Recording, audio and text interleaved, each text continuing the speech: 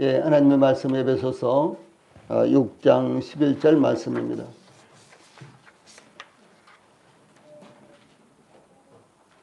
예, 하나님의 말씀 에베소서 6장 11절 말씀입니다. 예, 제가 봉독을 해드리겠습니다. 마귀의 간계를 능히 대적하기 위하여 하나님의 전신갑주를 입으라. 아멘. 자, 이 앞에 보시고 같이 한번 읽읍시다. 시작. 마귀의 간계를 능히 대적하기 위하여 하나님의 전신갑주를 입으라. 아멘.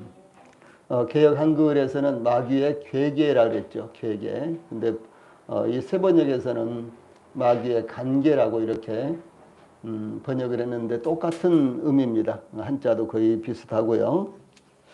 예, 오늘은 에베소서 6장 11절 말씀을 통해서 마귀의 간계를 이기는 전신갑주, 마귀의 간계를 이기는 하나님의 전신갑주, 이런 주제로 말씀을 전해드리겠습니다.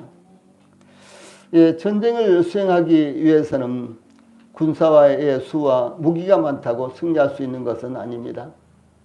전쟁에서 승리하기 위해서는 공격 무기와 방어 무기가 적절하게 조화를 이루어야 하고 또 적절한 작전이 필요합니다. 예, 그러므로 고대로부터 적을 방어하기 위해서 이 성벽을 쌓았는데 우리나라는 삼국시대부터 이 산성을 쌓아 오랑캐를 막았고, 그런데 그 대표적인 성벽이 바로 북한산성과 남한산성입니다. 예, 북한산성과 남한산성은 약 12.7km 내외에 있는데 그 길이가 거의 비슷비슷합니다. 예, 물론 중국의 만리장성과는 비교가 안 되겠지만은 외적으로부터 우리나라를 지키기에는 아주 알맞은 이와 같은 크기입니다. 예, 일본이나 유럽의 성벽은 대부분 이 성주가, 성의 주인이 혹은 왕이 거주하고 있는, 살고 있는 곳에만 성벽을 쌓아서 외적을 막았는데, 예, 거기에 비해서 우리나라의 성벽은 왕과 수도의 서울의 백성들을 함께 보호하기 위한 목적으로 쌓은 것이 특징인데, 예, 그런 측면에서 우리나라는 고대로부터 왕과 이 백성들이 하나가 되어서 일체가 되어서 나라를 지키고, 또 백성들이 왕을 보호하기 위해서, 왕은 백성들을 보호하기 위해서 하나가 된 이와 같은 아름다운 모습이 이 성벽 가운데도 나타나고 있습니다. 인류의 역사가 시작되면서부터 일어난 분쟁과 전쟁은 자신들을 보호하기 위해서 성벽을 쌓고 무기를 만들었습니다.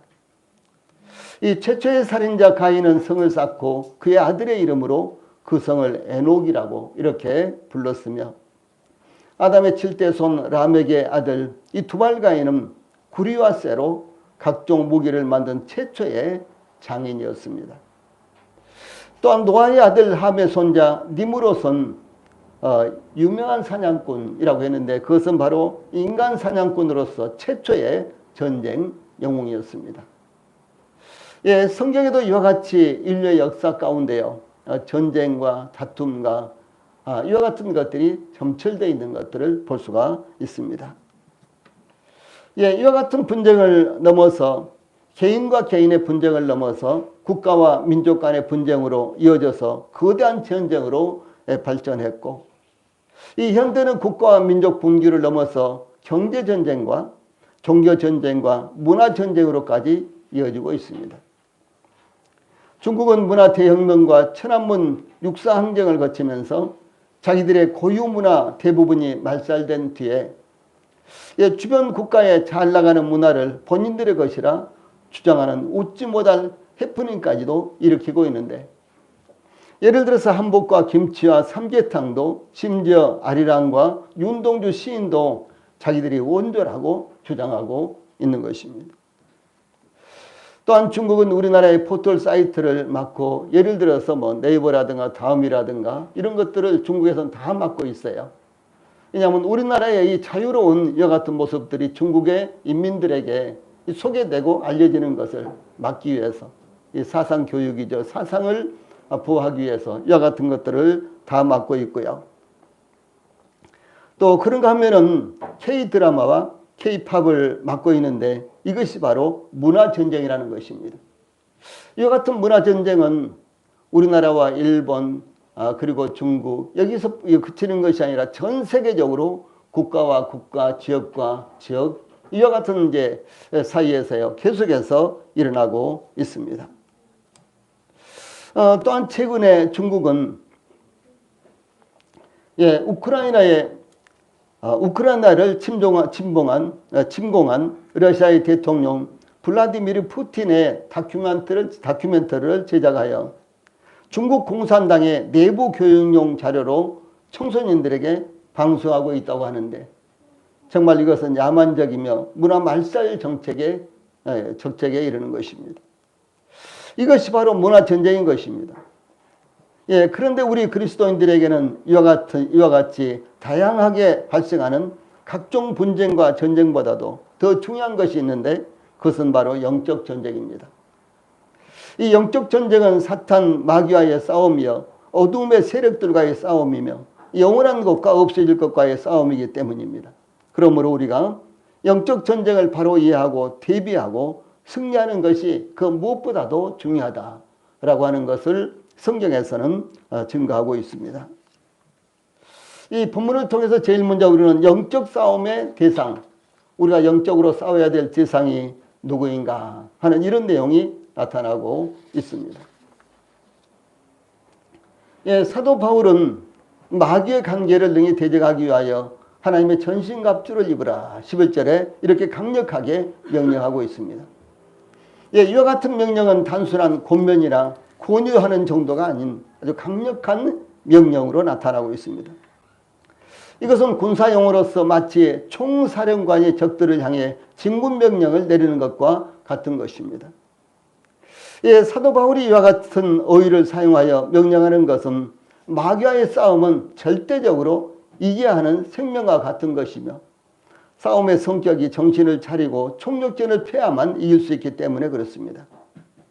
그러므로 사도 베드로도 동일하게 베드로전서 4장 7절 말씀에서 만물의 마지막에 가까웠으니 그러므로 너희는 정신을 차리고 근신하여 기도하라 라고 이렇게 동일하게 영적 전쟁에서 이겨야 되는 것을 명령하고 있습니다.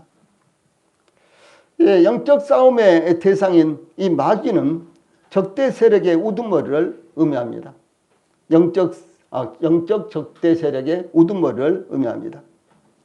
마귀는 세상이 창조되기 이전에 창조된 천사였는데 그중 일부가 하나님을 떠나 타락할 때 마귀라고도 부르는 사탄은 그 타락한 천사들의 두목으로서 하나님을 대적했습니다. 선지자 이사야는 사탄의 타락에 대해서 이사야서 14장 12절로 15절에 보면 너 아침의 아들 계명성이여 어찌 그리 하늘에서 떨어졌으며 너 열국을 엎은 자의 어찌 그리 땅에 찍혔는고 내가 내 마음에 이르기를 내가 하늘에 올라 하나님의 뭇별 위에 내가 북극 지폐의 산 위에 앉으리라 가장 높은 구름에 올라 지극히 높은 자와 같아지리라 하는도다. 그러나 이제 내가 수월 곧 구덩이 맨 밑에 떨어짐을 당하리라 이렇게 증가하고 있습니다. 사탄은 아침의 아들 계명성으로 불림을 받을 정도로 하늘에서 그 어떤 천사보다도 더 빛나는 위치에 있었으며 총애를 받던 천사였습니다. 그러나 사탄은 교만하여져서 모든 피조물 가운데 가장 높은 곳에 앉아 경배를 받고자 과욕을 부렸습니다. 더 나아가 사탄은 하나님과 비교할 수 있는 위치에 오르려고 시도를 했습니다. 피조물이 조물주와 같은 위치에 이제 오르려고 이렇게 시도를 했다라고 하는 것입니다. 그러므로 이 사탄은 필연적으로 하늘에서 떨어지되 수월 곧 구덩이의 맨 바닥에 떨어지게 된 것입니다. 그러므로 사탄은 그 습성을 버리지 못하고 지속적으로 하나님의 영광을 방해하며 하나님과 경쟁자인 것처럼 하나님께서 교제의 대상으로 창조하신 인간을 미혹하여 하나님을 떠나게 하였고 하나님께서 범죄한 인간들을 구원하시기 위해서 그 아들을 보내셔서 완성하신 하나님의 구속사역을 지금도 여전히 회방하고 있다고 하는 사실입니다. 그러므로 사탄은 하나님의 원수요 하나님의 백성들의 대적이요 영적 싸움의 대상이 되었다는 것입니다. 마귀라는 의미는요 중상모략을 일삼는 자 살인자, 이간자, 중상자, 비방자, 유혹자, 참소자 이런 뜻입니다. 그리고 또 이 사단이라고 이렇게 이제 번역한 사단을 번역한 것이 마귀인데 그 마귀는 대적자, 저항자, 이 사탄은 대적자, 저항자, 고소자라는 뜻이며 또 마귀의 명칭은 마귀의 이제 본래 성경에 나타난 명칭은 마귀, 사탄, 바알세불, 벨리알 등으로 불려졌고 또 이 마귀의 간접적인 명칭으로는 시험하는 자, 이 세상 임금, 이 세상 신, 공중의 권세 잡은 자, 대적 악한 자, 형제들을 참수하던 자, 묘가는 자 등으로 불렸습니다.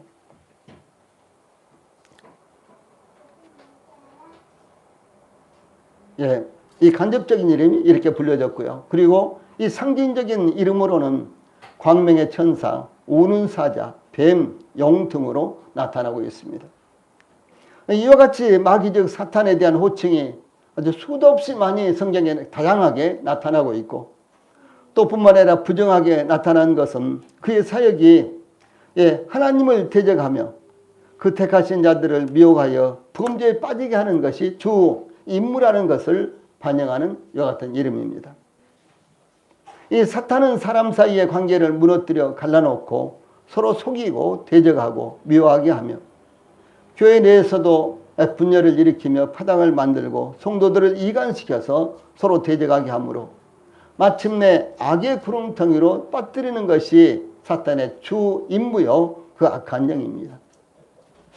그러므로 사탄은 우리가 가까이 사귐을 갖고 친교를 나눌 수 있는 대상이 아니라 하나님을 대적하고 교회를 파괴하며 이 성도들을 진리에서 떠나도록 유혹하는 우리가 대적해야 될 악한 자의 우두머리라는 것을 잊지 않아야 되는 것입니다. 그래서 이 사탄을 따르고 사탄을 숭배하는 사람들, 예를 들어서 무속신앙을 갖고 있는 사람들, 내지는 점을 보는 것을 좋아한다든가 그런가 하면 또 구설하는 것을 좋아한다든가 이런 사람들의 경우요 처음에는 잘 되는 것 같지만 결국은 이 사탄의 습성이 무엇입니까? 그것은 속이는 자고 그리고 결국은 속여서 멸망시키는 것이기 때문에 결국은 그 일로 말미암아 멸망받게 된다.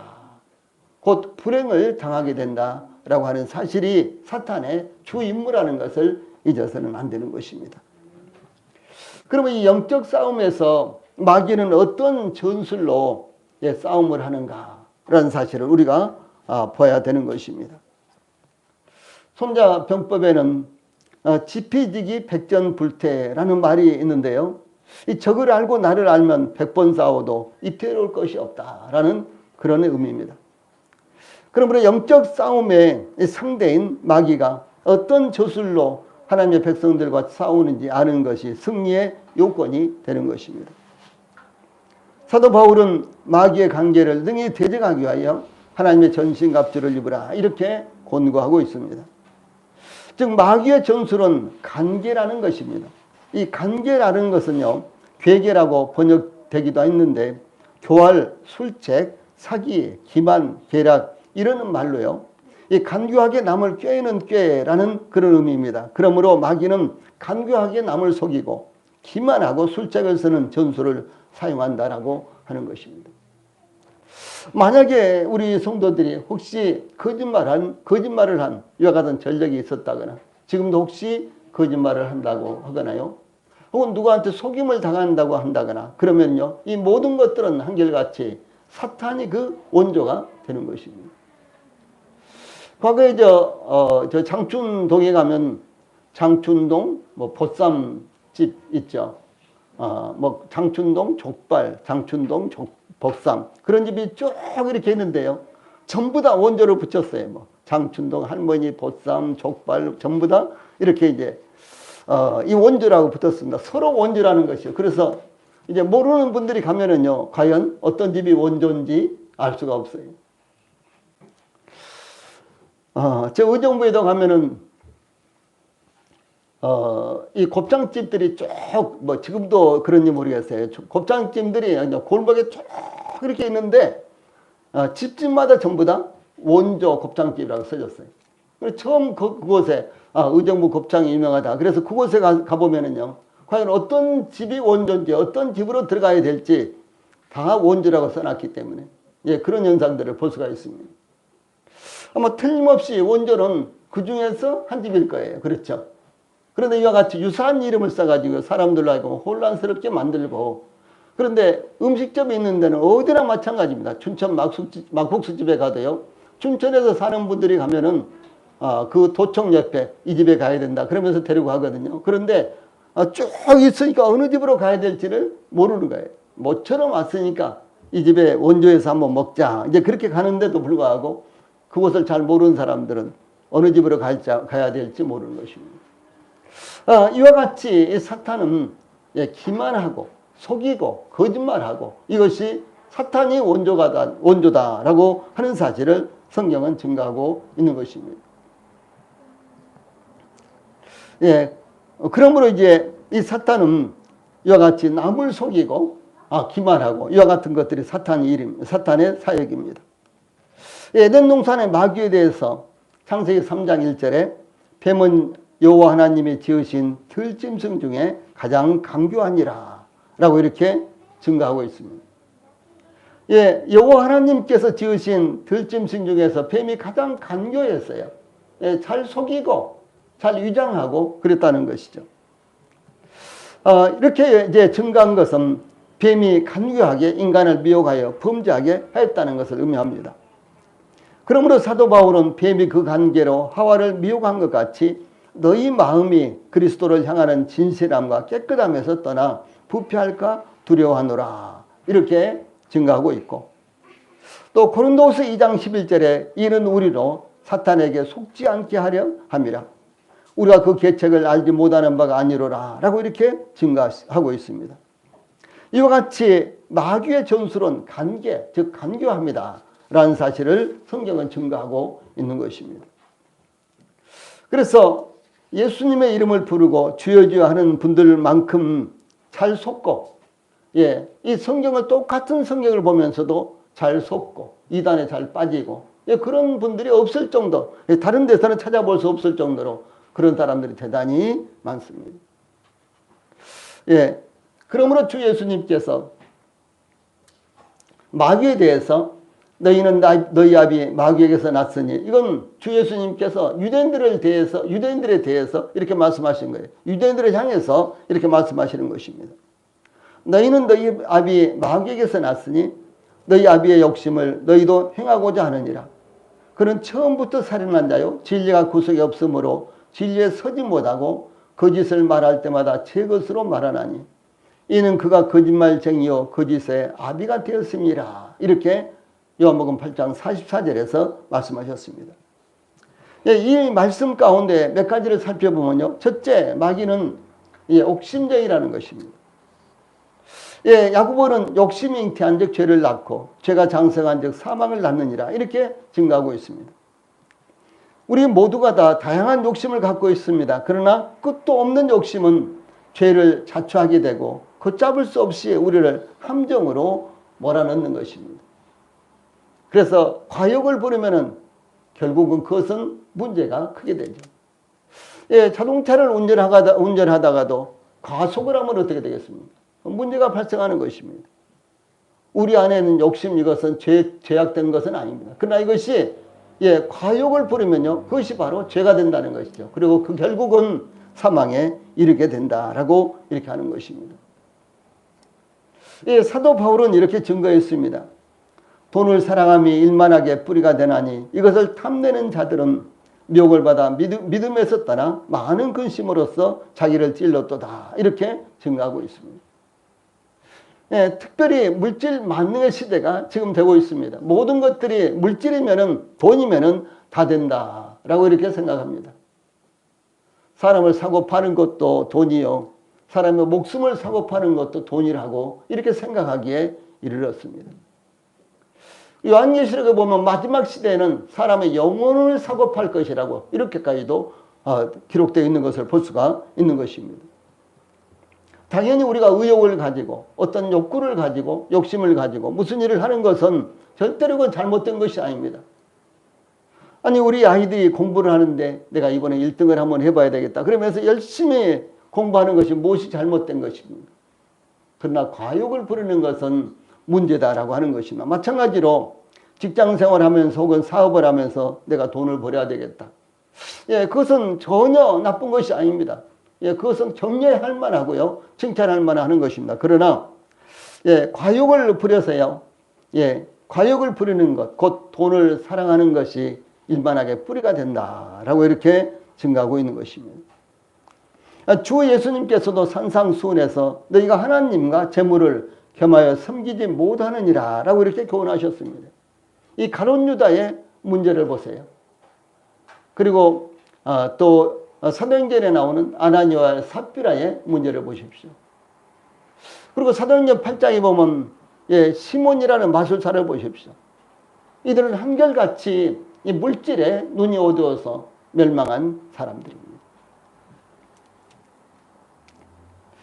예, 또 뿐만 아니라 이와 같이 하나님과 재물을 겸하여 섬기지 못하였느니라.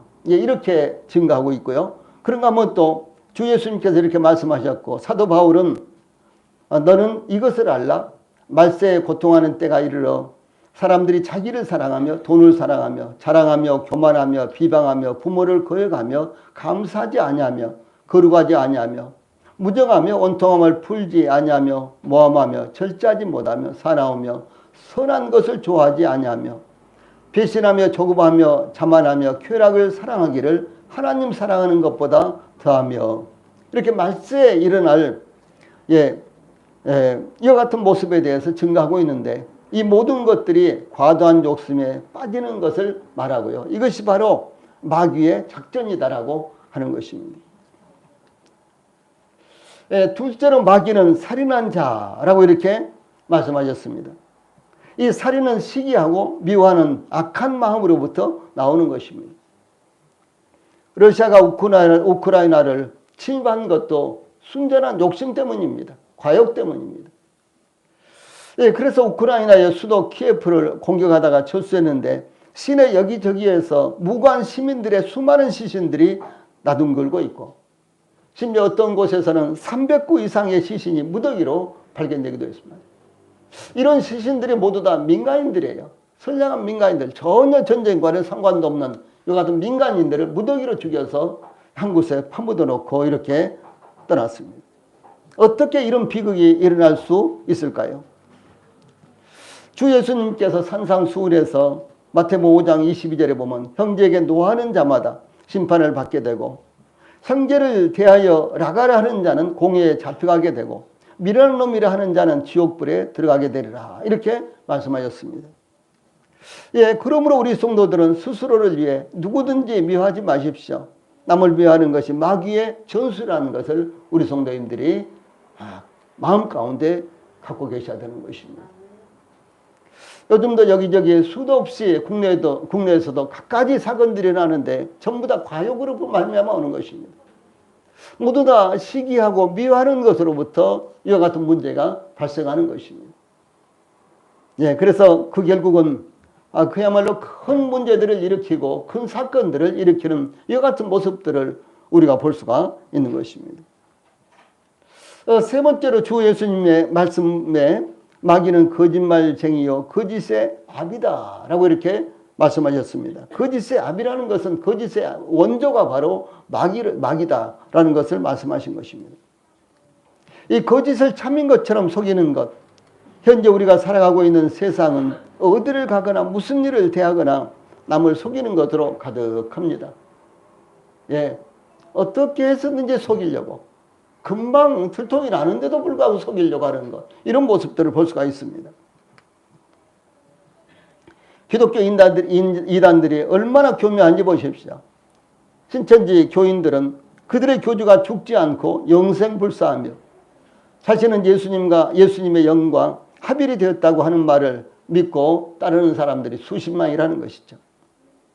하나님의 교회에서는 1986년에 안사홍이가 죽었는데 이 사람이 1988년에 부활할 것이라고 예언을 하셨어요. 그런데 부활할 수 있겠어요? 불가능한 거죠. 근데 1988년까지 많은 추종자들이요. 이 안상홍 추종자들이 한 10만 정도 됐습니다. 그런데 1986년에 죽었는데 죽으면서 1988년에 부활할 것이라고 하니까요. 그 사람들이 그대로 기다리고 있었어요. 그런데 1988년이 지나가도 안성홍이가 부활을 하지 않으니까 다 흩어지고 그 중에서 핵심적인 멤버 1000명 정도만 남았습니다. 근데 이 사람들이 안상홍 증인회를 어떻게 이제 재건을 해야 되겠는데 그래서 묘책을 짠 것이 무엇인고는 안상홍님은 늦은 비와 같이 좀 오시는 것을 좀 부활하시는 것을 지금 늦추고 계신다 이렇게 말했어요. 그것을 지금 믿고 있는 사람이요 우리나라에도 지금 40만이라고 된답니다. 얼마나 어리석은 일입니까? 그리고 그렇게 교모하다라고 하는 사실이죠. 그것뿐만 아니라 인간이 만든 각종 단체들도 포장된 교회들은요, 자신들이 참된 교회요, 복음을 가진 것처럼 주장합니다.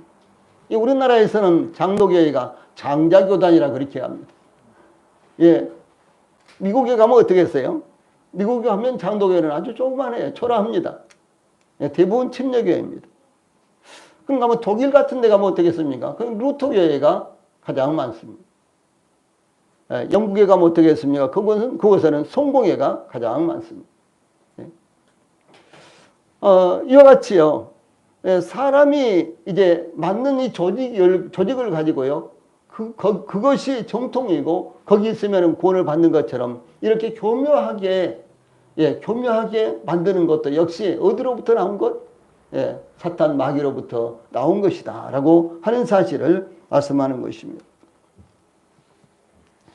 그래서 마치 참된 복음, 거짓 복음을 전하면서도 참된 복음, 그럴싸하게 포장한 이와 같은 말을 하면서도 그것이 참된 복음인 것처럼 착각하고 위장하고 있다라고 하는 것이죠. 그런데 주 예수님께서는 나더러 주여 주여 하는 자마다 다 천국에 들어갈 것이 아니오 다만 하늘에 계신 내 아버지의 뜻대로 행하는 자라야 들어가리라. 마태복음 7장 21절에 이렇게 말씀하셨습니다. 구원받는 믿음은 모래 위가 아닌 반석 위에 집을 짓는 것입니다. 마태복음 7장 24절로 27절에 나타나고 있습니다. 구원받는 믿음 정말 중요한 것입니다. 구원받는 믿음은 모래 위에 짓는 집이 아니라 반석 위에 짓는 집을 반석 위에다가 집을 짓는 것입니다. 반석은 무엇입니까? 주 예수님을 의미하며 하나님의 복음을 의미합니다. 그러므로 주 예수님의 복음을 따라 그 위에 집을 짓는 것은 마치 모래 위에 집을 짓는 것으로 심판 때에는 완전히 무너져 내릴 것입니다. 마귀는 이와 같이 거짓을 참인 것처럼 교묘하게 속여서 온갖 중상모략으로 거짓으로 사회와 교회를 어지럽히고 영혼들을 사냥한 것입니다. 이것이 마귀의 전술이다라고 하는 사실입니다. 일단 마귀는 거짓말쟁이다. 거짓의 압이다. 그래서 마귀의 전술은 거짓된 것이다 라고 하는 사실입니다. 그러면 영적 싸움을 어떻게 싸워야 될까요? 사도 바울은 마귀의 관계를 능히 대적하기 위하여 하나님의 천신갑주를 입으라 이렇게 증거했습니다. 마귀의 관계를 이기기 위해서는 마귀를 능히 대적할 수 있는 하나님의 전신갑주가 있어야 된다라고 말씀하신 것입니다. 이 성경은요, 이 마귀를 대적하기 위하여 그랬죠. 마귀의 관계를 능히 대적하기 위하여 그랬죠. 그래서 성경에는요, 다 대적하라고 하지 않았어요. 성경에서는 피해야 될 것과 피해야 될 것, 그것과 그 다음에 대적해야 될 것이 분명히 있습니다.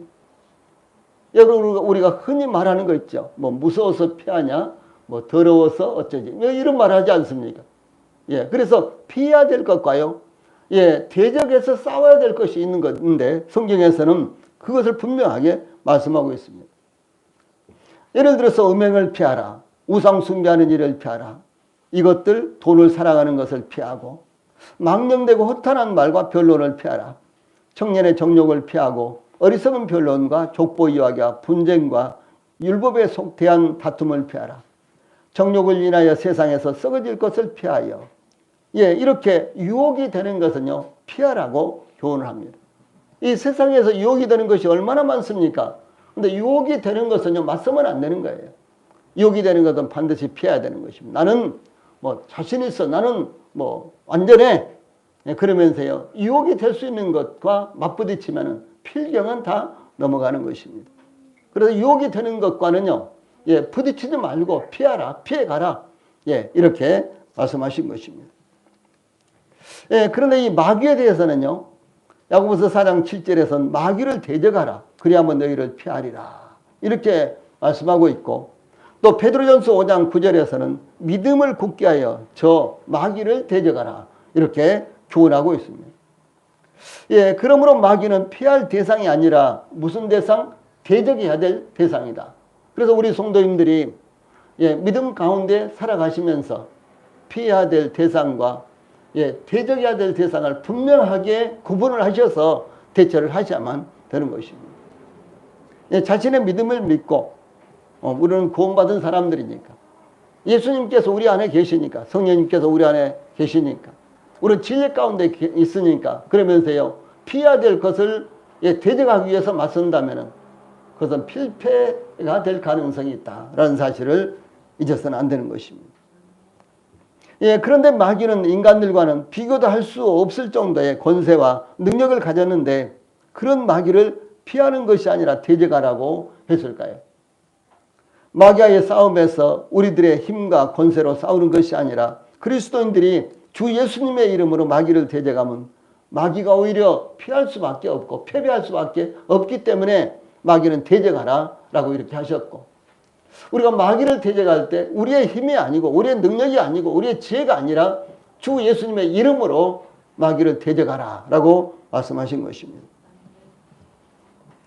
그러면 어떻게 마귀를 대적할 수 있을까요? 마귀는 그의 초자연적인 권세와 능력을 이용하여 그리스도인들의 구원의 기쁨을 앗아갑니다. 도움이 될 수 없는 물질의 매력을 느끼게 하며, 또한 영적인 것에 대한 우리의 눈을 멀게 하고 우리를 어리석게 만들고 세상에 있는 것들을 소유하지 못할 때 불행하게, 왜 나는 그런 것을 갖고 있지 못할까? 왜 나는 이런 환경에서 태어나고 이렇게 살고 있을까? 왜 나는 그런 돈이 없을까? 이렇게 하면서요, 불행하게 느끼도록 만드는 것이 소위 마귀가 되는 것입니다. 구원의 기쁨을 갖고 있을 때는 정말 얼마나 우리 마음 가운데 그야말로 흥분이 일어날 정도로 기쁩니까? 그래서 기뻐 뛰며 주를 보겠네. 그렇지 않습니까? 지금으로부터 약 45년 더 됐는데요. 그때 제가 이 구원의 복음을 깨닫고 나니까, 아무것도 보이지 않았어요. 내가 구원받았구나. 내가 드디어 모든 죄가 다 용서된 것을 내가 드디어 깨달았구나.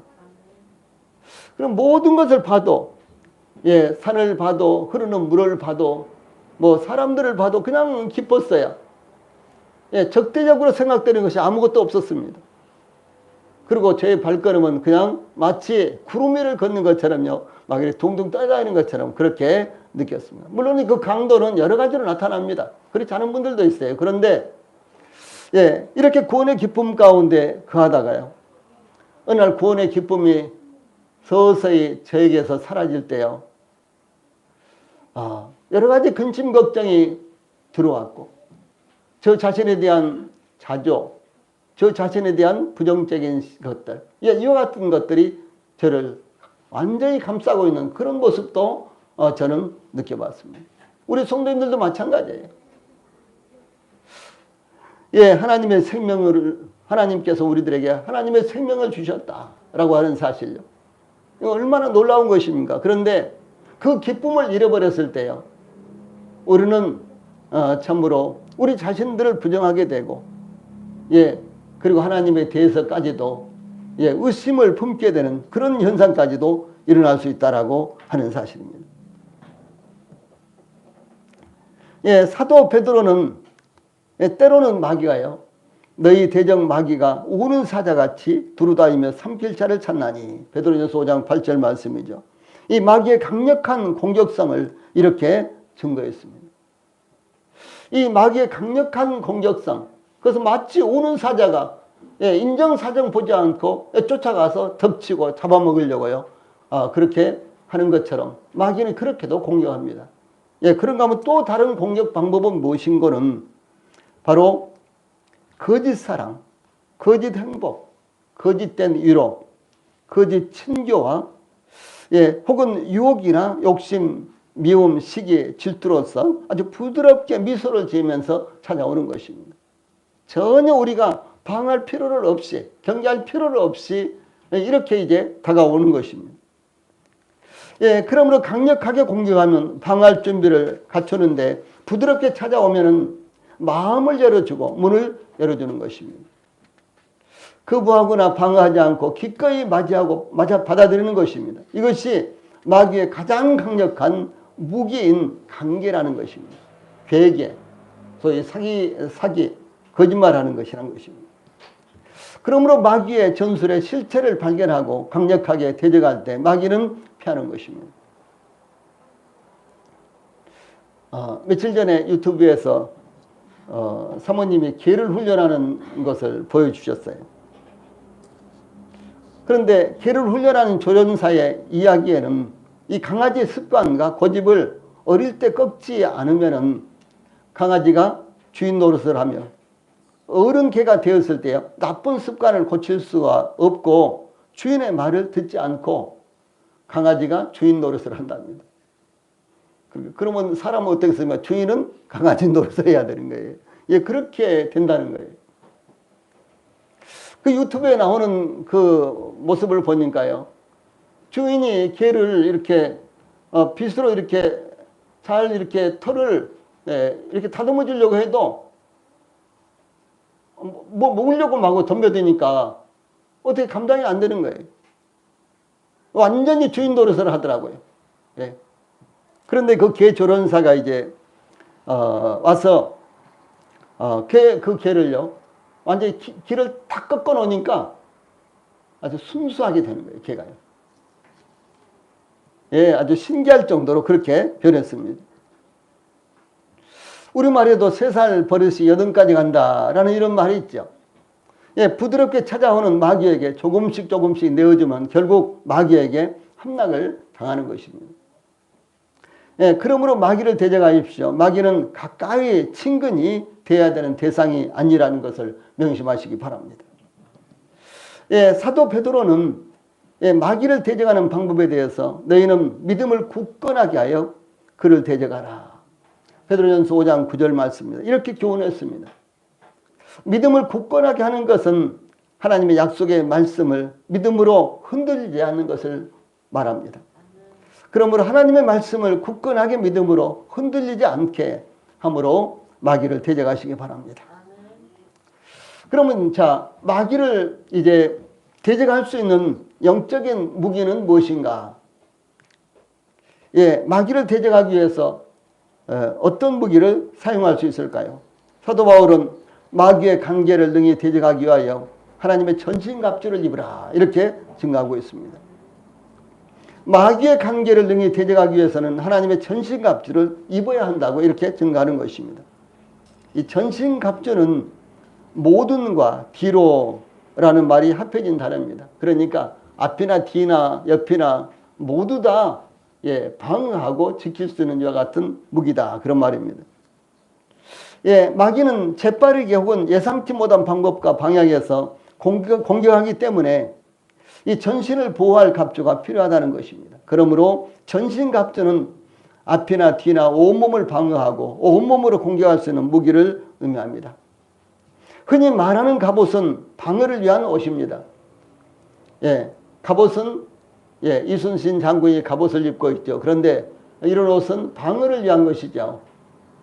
그런데 그 방어를 위한 이와 같은 갑옷을 입지 않으면은 예, 자유스럽게 적들을 공격하기가 어려운 거죠. 그래서 이와 같은 방어를 하는 옷이 필요한 것입니다. 예, 우크라이나의 대통령은 방송에 나오거나 전선을 시찰할 때 항상 이 방탄복을 입고 나오는 것을 볼 수 있습니다. 그 우크라이나 대통령이 양복을 입고 있는 모습이 거의 없죠. 그런데 이제 이렇게 샤시 같은 것을 입고요. 그리고 이제 앞뒤에다가 이렇게 방탄복을 입고 이렇게 나옵니다. 왜냐하면 우크라이나 이 대통령을 죽이기 위해서요. 이렇게 노리고 있는 사람들이 하도 많기 때문에 그런 방탄복을 입고 이렇게 나오는 것입니다. 그래서 전선을 시찰할 때 혹은 방송에 나올 때 방탄복을 입고 나오는데 어디선가 기습적으로 공격을 받을 때 이 방탄복을 입는 것보다도 더 안전한 것은 없는 것입니다. 그런데 이 갑옷과 이 방탄복은 대단히 무겁습니다. 보편적으로요, 미군이 사용하는 방탄조끼는 그 무게가 10.43kg에 이른다고 합니다. 방탄조끼만, 조끼만도 10.43kg에 이른다고 합니다. 이순신 장군이 입었던 갑옷도 아마 보통 거추장스러운 것이 아니었을 것입니다. 그러나 갑옷을 입거나 방탄조끼를 입어야지 더 안전하고 효과적으로 공격을 막고 또 공격할 수가 있는 것입니다. 그런데 여기 나온 전신갑주는 단순한 공격 무기가 아니라 하나님의 전신갑주라고, 하나님의 전신갑주 이렇게 표현하고 있습니다. 한번 해보세요. 하나님의 전신갑주. 예, 그러므로 하나님의 전신갑주는 하나님에게 속한 무기, 하나님에게 속한 무기, 즉 하나님으로부터 오는 무기를 의미합니다. 마귀를 효과적으로 대적하기 위해서 하나님으로부터 온 무기가 있어야 한다라고 하는 것입니다. 즉 온몸을 방어하고 또 공격할 수 있는 무기가 하나님의 전신갑주다라고 하는 사실입니다. 마귀는 언제나 우리의 아킬레스 힐을 공격하는 그 취약점을 알고 공격을 합니다. 무슨 운동 경기를 하거나 싸움을 하거나 상대방의 약점을 알고 있다면은 굉장히 유리한 것이죠. 그런데 마귀는 우리의 약점, 취약점을 정확하게 알고 있는 것입니다. 그러므로 우리가 영적 싸움에 능숙한 그리스도인이라고 할지라도 하나님으로부터 온 전신갑주가 반드시 필요하다는 것입니다. 다윗은 이스라엘 주변의 모든 나라들을 굴복시키므로 더 이상 그를 대적하는 조건이 없다고 생각되었을 때 기도 시간인 저녁 때에 왕궁 옥상에서 거닐다가 밧세바가 목욕하는 것을 보고 죄를 범했습니다.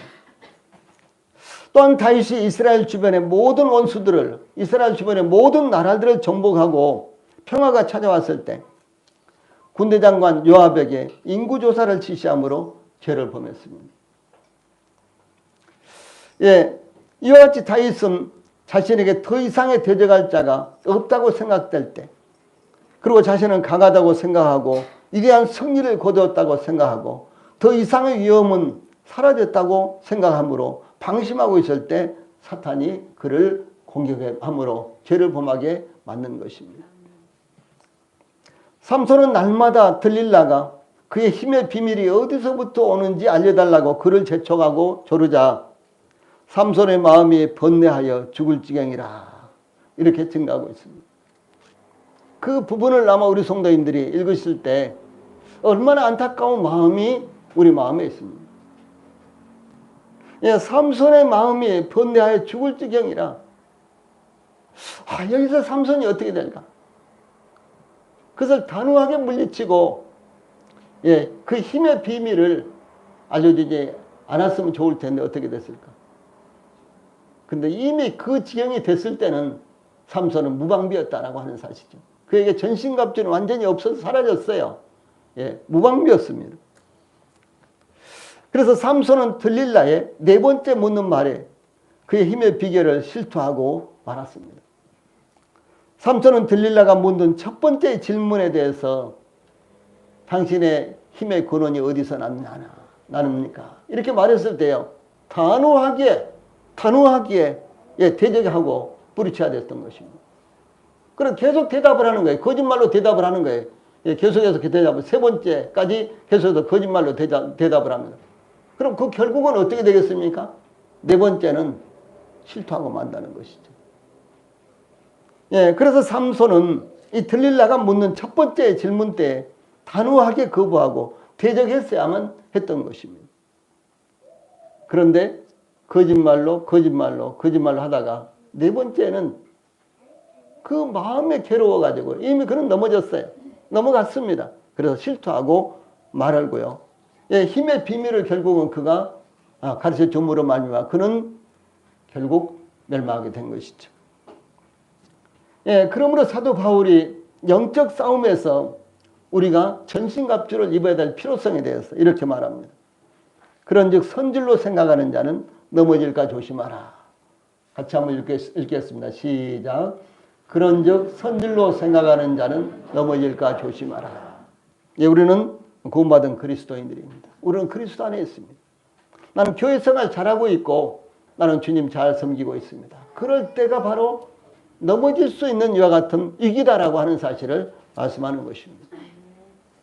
우리 성도님들 끝까지 주님을 붙드셔야 되고 그 주님을 붙드시는 것이요 바로 하나님의 전신갑주를 입는 것입니다.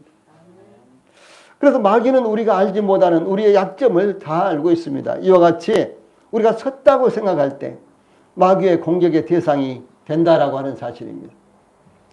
그러므로 하나님의 전신갑주를 입어야 될 필요성이 여기 있습니다. 우리 모든 성도들이 하나님의 전신갑주를 입음으로 마귀의 관계를 능히 대적함으로 영적 싸움에서 승리하는 그리스도인들이 되시기를 바랍니다. 예, 찬송 부르시겠습니다.